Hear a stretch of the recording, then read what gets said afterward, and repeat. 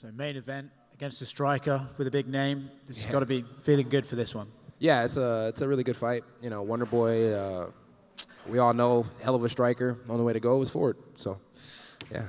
Is this what you're sort of looking for at this point? Just like, hey, I want fun fights that I know can entertain the fans, and I just want to focus on what I'm good at in striking and try and avoid the whole wrestling thing? Honestly, right now, I don't know what the fuck I'm looking for. Yeah, I'm just looking to finish getting paid and see what happens next, you know, be honest with you guys. How serious was the retirement thing? And Oh, it was serious as hell. I mean, it's super serious, and it's still on the table. And it's like if I wake up Sunday morning after beating Wonder Boy, and you guys have Chimaev fighting for a 185-pound world title when he's never won a fight at 85 in the top 15, I'm retired. You know, it's like, I understand business is business, but favoritism is favoritism, you know. The kid missed weight. I had to step up to fight him after he missed weight and make the fight happen. I shouldn't have had to do that, but I did what I had to do. I did what I was supposed to do for a company man, so I'm sitting here telling you guys now. Certain things have to go certain ways. If they don't go certain ways, if we don't get what we were promised, if things that we talked about aren't honored, yeah, you might as well just go ahead and give me my resignation papers and let me go home and fucking smoke weed and play video games for the rest of my life. Open up a Twitch, see how I do. when you say things were promised, so that was like during the negotiations for you to fight that Saturday? Or? I said what I said, and you know what I mean. Is it just about him in particular, or is it just sometimes in the sport you see guys getting opportunities that aren't necessarily fair? Just in the sport. Like, you know, it's like, I remember when you guys remember I was bitching about the video game about a couple years back, right? I got told, I don't make those decisions. It sounds good, but, you know, who the fuck makes those decisions then? If I wake up the next day and this guy who's been in the organization for a very short amount of times in the video game, at the time it meant a lot to me. Now I really don't give a fuck, you know? Same thing. You got a 17-year-old kid. You guys thought his clout was amazing. You thought his story was wonderful. You put him in the game before he even got a UFC fight. Same with Bo Nickel. It's just certain things that just don't make sense. At the end of the day, if we're here and we're here to be fair and we're here to be even, everybody should have a fair chance. We're fighters. We fight for what we want. We should all be able to fight for what we want. We should all be able to get the same things if we're all fighting the same way. That's just how I feel. But I'm not here to bitch. I'm not here to complain. I'm just here to do what I feel like is right. And if I feel like something's not right, I will move the fuck around because that's what I do.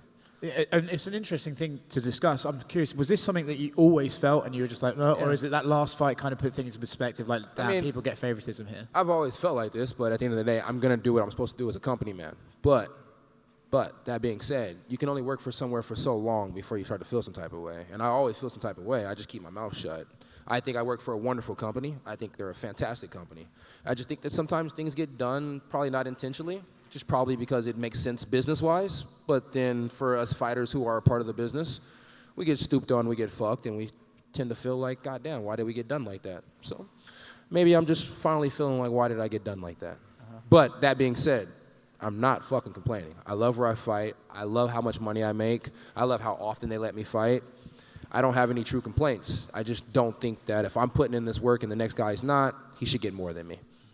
So with that said, Saturday, it's just, at the moment, are you just kind of like, I'll take it as it comes? Like, if they offer me a fight and I like that fight, I might take it. If not, is it just you have no real plan at the moment, or you're just sort of seeing how it goes? Yeah, no plan. I used to be a decent planner. You know, I used to like to plan a few things, be strategic if you must say so yourself. But no, now I'm at the point in time where I'm just kind of like, you know, whatever comes, comes. And if nothing comes, I'll sit at home, play video games, and smoke weed. The fight itself, how do you see this fight going? I know Wonder Boy is a guy you kind of wanted to fight for a while. How do you see the fight actually playing out on Saturday? Man, I've had plenty of visions on how I see the fight playing out, but ultimately the vision that just keeps staying there is third. For some reason, there's a third round stoppage, you know. So we shall see. You know, it's Wonder Boy is a fantastic fighter. We all know he does wonderful things. He's very defensive. He does a good job of not getting hit, but I think around round 3 I'll start to hit him. You know, so. I think once I start to hit him, it'll be over. And I choose round 3 because I feel like that's the time, but whenever I start to hit him, the fight would be over. Did I see you just challenged Henry Cejudo to a grappling match? Yeah. Like you said, fun things, and that's a really fun thing. We were having a little back and forth the other day. I thought me and him were cool. He said he's reaching new heights, and so I said heels, and then he started talking about my wrestling. So now I'm up here thinking, and I'm like, you know what? A couple of my fans had a good point. I was picking on the only wrestler that I probably can beat. Me and Henry probably walking around the same weight right now. You know, he's probably like 200, You know, I'm actually probably lighter than Henry Cejudo right now. Think about that. I'm lighter than the 125, 135 champ. Yeah, I would knock Henry Cejudo the fuck out. So good thing we're not striking. And if we're grappling, I mean, he probably would throw me, but you know, just jiu-jitsu, you know, it's like if he doesn't stay away from these chokes, I'd probably choke his little ass out. You know, you've never seen a bowling ball get submitted, and I can submit a bowling ball, you know. It's like I'll squeeze my legs around that belly and make him pop. That boy will be shitting tamales out his ass.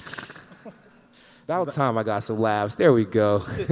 Is that the message to the UFC? It's I want Wonder Boy, then Cejudo, otherwise I'm out of here? Yeah, I want Cejudo on one of those big jiu-jitsu matches that the UFC puts on every once in a while. I would love to do that. And then I actually shared a big, long post. I would like to do the UFC comedy night that they do every once in a while. I would like to do one. I'd like to have Jamal Hill there. I'd like to have Derek Lewis there, Kevin Hart, Mike Epps. We could have Snoop Dogg be the commentator or a judge, Dean Thomas, Aljamain Sterling, and you know, we do it in February too, Black History Month. You know, it's a lot of black people being involved in there, and Chael Sonnen should be the one that announces when we come out, because you know, and if not Chael Sonnen, then Mike Perry, yeah, because you know he's really black, yeah, for sure. Of course. Shout out Mike Perry. Have you ever done stand-up before? No, not at all. But, I mean, I sit down and crack a lot of jokes all the time anyways. So, I mean, every fight I'm kind of standing up and joking. So, might be stand-up comedy a little bit there. Anything else? That's it? All right, sweet. Oh, what's up, my guy? The Alex Pereira fight with Israel Adesanya.